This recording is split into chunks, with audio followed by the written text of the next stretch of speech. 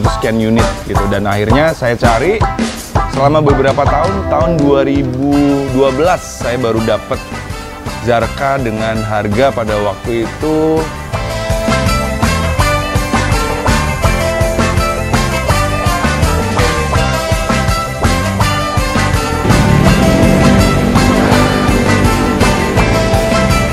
Halo urban people, selamat datang di kedai kopi saya, SS Coffee Space.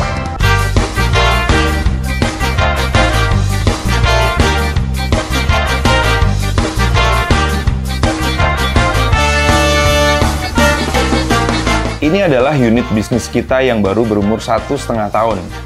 Masih muda sih, tapi apresiasi teman-teman di Makassar cukup bagus dengan tempat ini. Karena kebetulan tempat saya ini cukup oke lah ya. Tidak banyak dirubah, bangunannya pun masih tetap kita pertahankan original. Paling dipoles sedikit lah ya, biar masih vintage tapi tetap nyaman. Di sini juga tidak hanya SS Coffee Space, tapi juga ada SS Barbershop dan toko SS. Nah, yang paling baru ini toko SS, menjual merchandise scooter culture di Indonesia. Konsepnya kita bikin seperti urban people berada di rumah nenek. Ada pekarangannya, ada taman, lengkap dengan pohon buahnya. Terus ruangan-ruangannya juga bernuansa klasik dan yang pasti ada Vespa di setiap sudut-sudut ruangan. Dengan tagline Taman Kesetaraan, Rumah Kolaborasi, dan House of Expression, kita pengen siapapun yang datang ke SS ini merasa bahwa semuanya sama, setara, dan masing-masing kita punya kesempatan yang sama untuk menjadi apapun yang kita mau. Pokoknya, gas saja.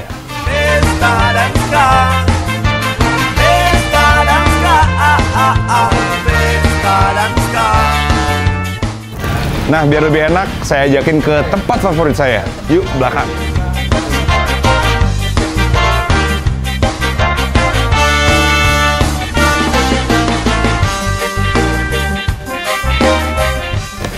Oke, ini dia tempat favorit saya. Sekarang teman-teman pengen nanya apa? Silahkan.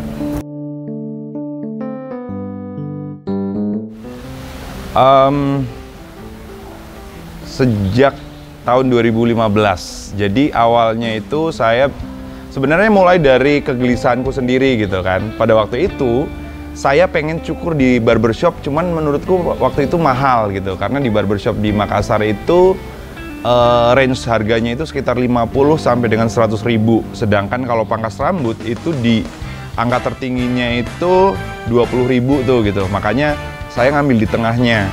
Tahun 2017-an kita sempat buka cabang. Sampai sekarang kita sudah ada 3 barbershop gitu kan. Yaitu di Kerung-Kerung, di Jalan Kerung-Kerung Makassar, di Bajiminasa, dan yang terakhir di Jalan Sunu sini. Usaha yang baik itu menurutku berangkat dari kegelisahan sih. Gitu, karena ketika misalnya kita punya sesuatu yang kayaknya mengganjal dan kita bisa mencarikan solusinya, itu baru usaha yang baik menurutku gitu.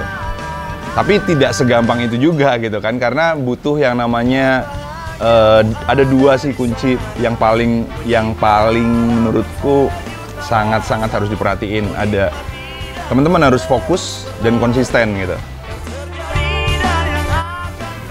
Vespa, saya mulai kenal dengan Vespa sekitar tahun 2001-2002 lah gitu, waktu SMP waktu itu gitu kan. Nggak tahu sih kalau dari family itu sebenarnya nggak ada yang punya Vespa gitu, tapi nggak tahu kenapa akhirnya saya suka Vespa. Dan pada waktu SMP itu saya minta dibeliin Vespa sama ibu bapakku tuh, mereka nggak punya duit gitu. Tapi akhirnya saya minta dibelikan sama kakekku. Nah, ini yang pasti nggak bisa dilupain gitu, karena kakek saya itu membelikan Vespa buat saya itu dengan cara beliau almarhum menjual pohon di kebun gitu kan. Dijual semuanya pohon-pohon yang ada di kebun, terus uangnya itu semuanya dikasih ke saya untuk beli Vespa gitu. Itu tahun 2002, sekitar tahun 2002, dan itu yang men-trigger saya untuk belakangan ya gitu. Belakangan tuh kayak keinget terus gitu, Vespa pertama tuh itu gitu. Zarka, sebuah Vespa SS90. Jadi ceritanya sekitar tahun 2010 itu saya mulai belajar untuk mempelajari semua tentang Vespa. Salah satu yang Vespa yang paling langka dan yang paling unik itu Vespa SS90. Tadi dulu, minum dulu sebelum lanjut. Nah, dari 2010 saya tahu bahwa Vespa SS90 ini Vespa yang paling jarang di dunia gitu, bahkan karena diproduksi hanya 5.300 sekian unit gitu. Dan akhirnya saya cari selama beberapa tahun 2012 saya baru dapat Zarka dengan harga pada waktu itu 15 juta. Dan sampai sekarang saya pertahankan cat originalnya. Waktu awal dapet sih memang sebenarnya catnya udah ditimpa gitu, tapi justru cat timpaannya tuh kayak melindungi cat originalnya gitu. Ya kan, makanya akhirnya saya biarin, saya pertahankan cat originalnya meskipun buluk ya. Not perfect but original gitu kan.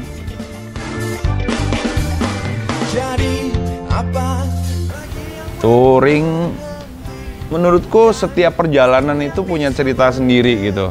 Cuman yang paling menarik salah satunya ya di Merauke kali ya gitu.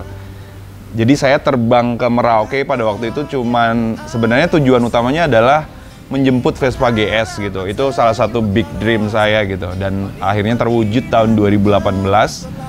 Saya terbang ke Merauke. Dari Merauke itu saya touring ke 0 km. Nama daerahnya itu Sota. Nah, di sana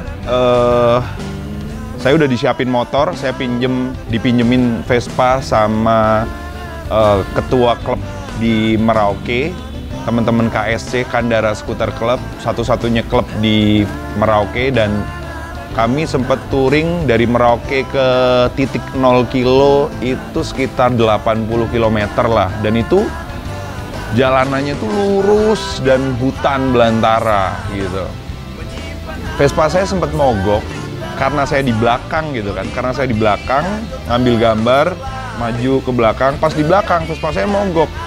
Nah, jadi kalau misalnya di Jawa, kalau misalnya di sinilah gitu di Makassar misalnya, kalau kita mogok kan pasti gampang ya, kita telepon terus atau bisa cari bengkel gitu-gitu.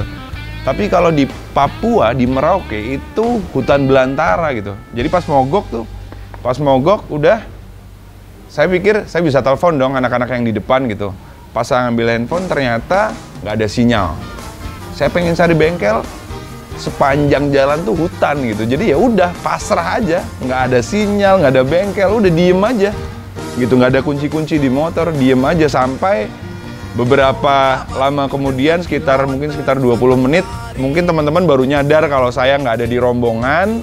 Akhirnya ya udah, akhirnya mereka ngampirin saya. Ada sih 1-2 orang yang datang jemput, ya kira-kira seperti itu gitu. Maksudnya ternyata di touring di pelosok kayak gitu tuh ya ada aja ceritanya gitu.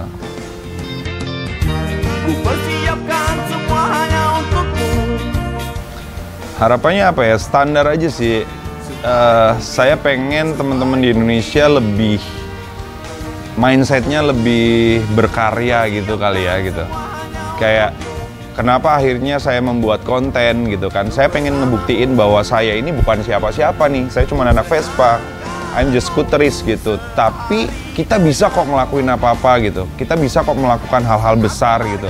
Kita bisa kok kenal dengan siapapun gitu misalnya. Dari tahun 2017 kali ya, saya ngebangun personal brandingnya Ravespa, self brandingnya Ravespa itu karena dulu tuh gini Ci. Jadi awalnya itu saya posting foto diri saya itu likersnya sedikit, tapi kalau saya posting Vespa, kok likersnya banyak ya gitu loh. Jadi kayak, oke, akhirnya saya nemuin nih kayak saya berkonten di Vespa aja lah gitu.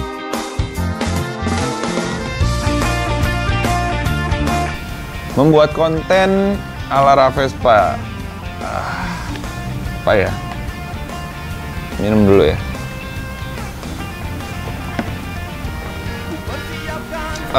Sebelum membuat konten, menurutku teman-teman harus memutuskan bahwa apa yang mau kita lakukan ini berdasarkan dari apa yang kita suka.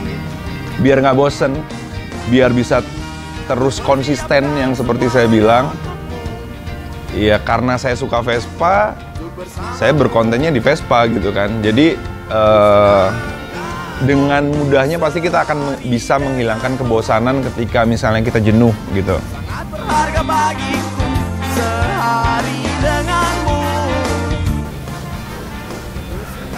Sosial media itu menurutku kayak ya sama seperti pisau lah. Kita bisa jahat, tapi kita juga bisa memanfaatkan sosial media itu dengan baik gitu. Dan sepertinya ini eranya gitu. Teman-teman bisa melakukan banyak hal dari sosial media. Salah satu yang membuat saya concern dengan sosial media itu karena saya bisa bekerja dari manapun. Sampai akhirnya saya membuat tagline, kira-kira kita bisa belajar, bermain, bekerja, dan berkarya persis di saat yang sama. Urban People, sekarang saya mau mencoba menjawab pertanyaan teman-teman di Instagram Urbanations. Ini ada pertanyaan dari It's Me Akbar 15. Izin saran, pernah nggak sih ngeluh punya Vespa kok trouble terus, baru dibenerin ini, diganti yang lain lagi, terus sampai kepikiran buat ngejual Vespa? Pernah juga sih sebenarnya gitu, maksudnya yang capek gitu dengan Vespa yang trouble terus gitu. Tapi ya menurutku ini kayak bagian dari ceritanya sih gitu, bagian dari story-nya, bahwa prosesnya mungkin untuk supaya kita tahu, mungkin tahu cara ngebenerin, cara kita tahu karakter Vespa kita, ya mungkin dari mogok dulu gitu. Ya tergantung kita gitu, kalau mentalnya memang kuat ya tetap gas aja, tapi kalau misalnya emang cemen ya lo akan berhenti gitu kan. Karena buat saya selalu niatkan semuanya itu untuk belajar, dan belajar. Nah, sekarang kita pertanyaan terakhir dari Irfan86. Ceritain sedikit soal tujuan berskuter. Tujuan berskuter, cari banyak temen, bisa melakukan apapun dengan berskuter, bisa menikmati Indonesia dengan berskuter, bisa kenal dengan siapapun dengan berskuter, bisa berbisnis dengan berskuter, dan masih banyak lagi yang lainnya. Nah, itu di Urban People, cerita singkat soal Vespa. Jadi kalau misalnya kamu punya keinginan, gas saja dulu ya, nggak usah peduliin kata orang. You will never make it if you care what others think. Gas saja. Nah, itu dia Urban People. Jangan lupa follow Instagram Urbanations, karena di Urban Talks kita akan ngobrol-ngobrol dengan teman-teman di Sulawesi Selatan dan Makassar dengan latar belakang yang berbeda-beda. Jadi di sosial media Urbanations ada yang namanya Join Urban Circle. Jadi teman-teman bisa manfaatin sosial media Urbanations untuk mencari tahu hal-hal yang menarik di Makassar dan Sulawesi Selatan. Nah, untuk di episode selanjutnya, saya akan ngobrol dengan salah satu barber yang hebat di Makassar. Dia juga dipercaya untuk potong rambut pemain PSM. Siapakah dia? Yang tahu silahkan komen, dan siapa tahu ada yang mau nitip pertanyaan buat orang ini, langsung aja komentar di bawah ini. Nah, sekian dulu Urban People. Sampai jumpa di Urban Talk selanjutnya. Gas!